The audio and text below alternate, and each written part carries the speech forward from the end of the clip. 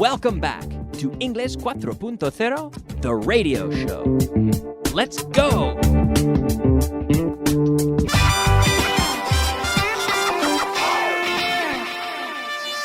Intermediate. All right, welcome back to Intermediate class, number 70. And I'm here again with Esther. Esther, how are you? Fine, thank you, Kyle. How are you? Great, great. Thank you so much for coming back. It's great to have you. Thank you. Okay, yesterday we got carried away. You know what that means? Carried away. Continuar? I was a bit distracted. We were talking, and then I looked at the time and I said, oh my gosh, we're out of time. And we didn't even get to see our translation list. Oh, yes. So, don't worry, because we can do it today. We'll do list 13. But then, we have list 13 to review. So we'll be sure to spend time doing the whole list. The first thing we saw yesterday, though, we saw the verb to cost. And we had some questions. How much does a dozen eggs cost? A dozen eggs. I think it costs €1, 20, 30, I think. Yeah, it depends if you get eggs from Galicia. Are they famous, the eggs from Galicia? Not exactly. No? No. It's famous, the milk and... okay. Yes, and cow from Galicia. Well, what's the best place to get eggs from in Spain? Eggs? Well, I think everywhere. Okay. Yes. So anyway, we have, eggs. So, but it depends on the type of egg, I suppose. Yes. I'm not an egg expert, but I suppose... there are some differences in prices. So a dozen eggs, una docena, a dozen eggs costs €1.40. €1.40 maybe, yeah. Okay. So we talked about this, and yesterday, or 10 years ago, how much did a typical menu of the day cost 10 years ago? 10 years ago. In euros, if you can convert. In euros, yes, I prefer in euros. It cost... Sorry, it what? It cost... It costed. It costed... Mm-hmm. €6. No, yeah, €6. Okay, it costs €6, yeah. It's about 1,000 pesetas. Yeah, and in fact, you're absolutely right. We can say in the past, it cost. Yeah, in the past, we can say it cost €6. Yes, it cost €6. Some people say it costed, and I quickly said it costed, but really we should say it cost. It cost €6. And it costs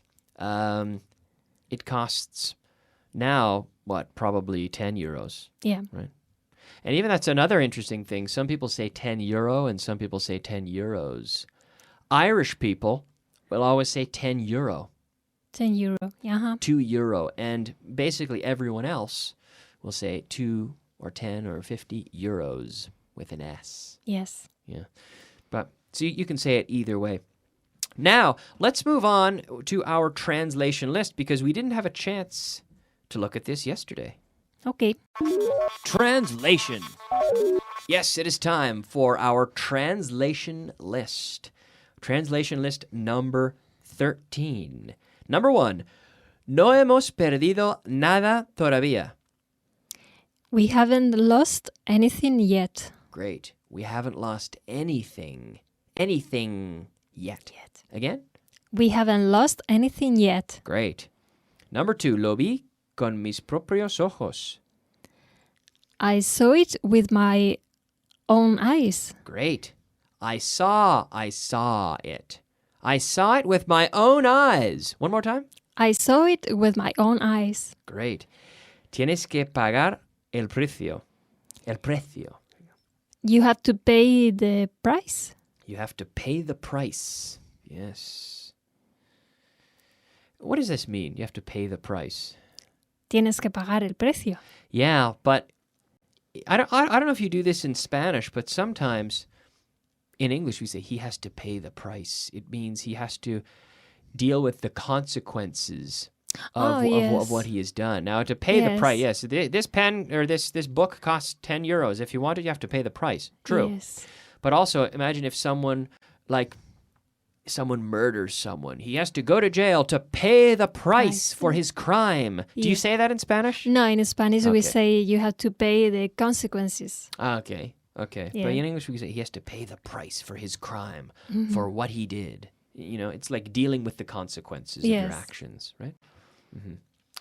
Es muy hermosa esta ciudad. It's very beautiful, this city. Sorry, what's very beautiful? The city. Oh, It's very beautiful. but this city, we say. This This city is. This city is very beautiful. Yeah, this city is very beautiful. Is Madrid very beautiful? Yes, it is. Yes, it is. This city is very beautiful. Is Barcelona very beautiful? Yes, it is. Yes, it's also very beautiful. Llegarás a ser famosa algún día. You'll be famous one day. To llegar a ser, To reach? No. you could say you'll become. Ah, yes, you'll become famous one day. You'll become famous one day. Yeah, one day. We can also say someday. You'll become famous someday. Uh-huh. Yeah. Number 6. No olvides lo que te dije. Don't forget what I told you. Yeah, one more time. Don't forget what I told you. Don't forget what I told you. What I told you. Again? Don't forget what I told you. Yeah, great. Number 7. And now make sure at home that you're following along and repeating out loud, right? Always out loud. Isn't it? It's better that way, isn't it, Esther? Yes, it's At home? important. It is. Okay. Eso no es lo que quiero. That's not what I want. Good. Yeah, that's not what I want. That's not what I want. Number 8. Lo compraré cuando tenga suficiente dinero. I'll buy it when I have enough money. Great. Yes, enough money. Enough always before the noun.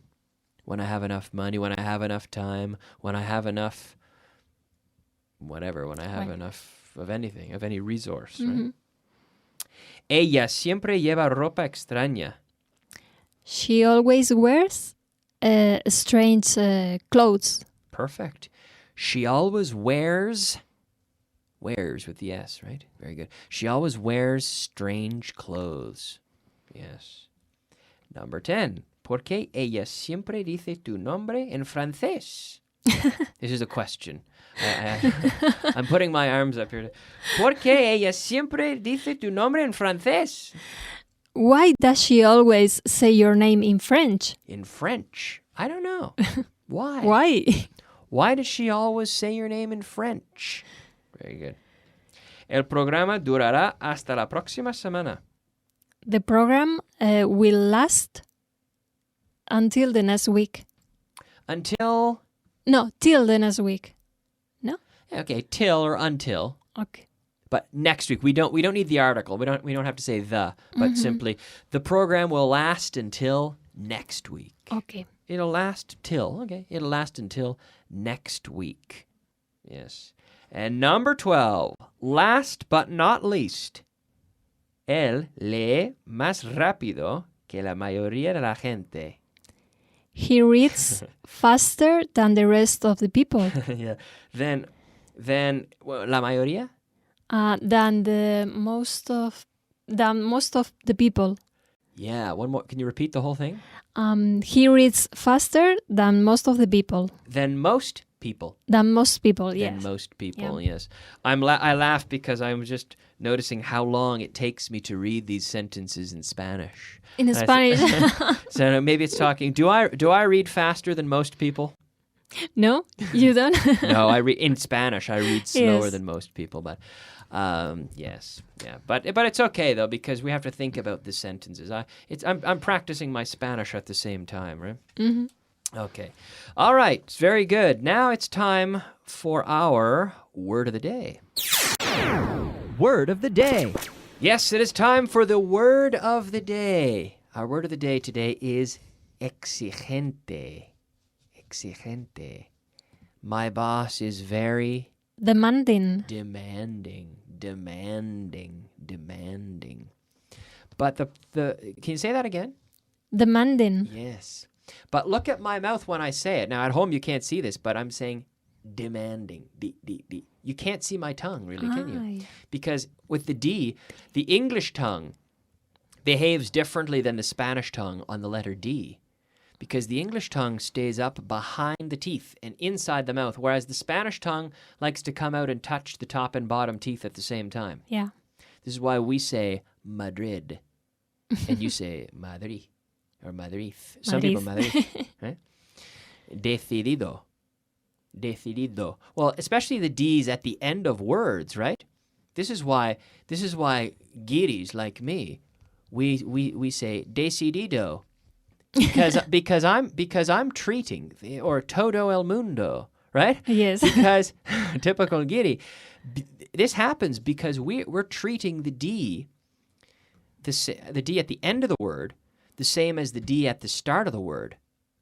So we say do, decidido. The D at the start, decidido. And then the D at the end are pronounced the same in English. Decided. And the tongue stays back behind my teeth, touching the roof of my mouth, but not touching the teeth at any time with that D sound. Whereas the Spanish tongue, at the end of words especially, comes out and says decidido, right? Mm-hmm. More or less. Decidido. Decidido. Do. Yeah, do. Sí, do. Right. So it's a different D sound. And so if words like this, demanding, demanding, my tongue stays inside. Yes. So are the teachers on the television demanding? Yes, a little. But they have to be demanding. They have to be demanding. Yes. It's true. To be demanding. So this is an adjective, and it's our word of the day. All right. So I'm going to continue to be a bit demanding and move on to a structure which is to do some plus gerund, like to do some after class. I think I'm going to go home and do some reading. Yeah. I'm going to read. Mm-hmm. I'm going to do some reading. This is a common structure. Are you going to do some studying tonight? No, I'm not going to do some. Well, again, no. I'm not going to do any. Yes, I'm not going to do any studying tonight. Because you're here today, so you're getting a lot of English. I'm going to do no. What is the structure? To do some plus gerund. When I finish the class, yes, I'll do some shopping. Ah, you're going to do some shopping. Yeah. Are you going to do some shopping in the center of Madrid? No. I'm going to do some shopping in my neighborhood.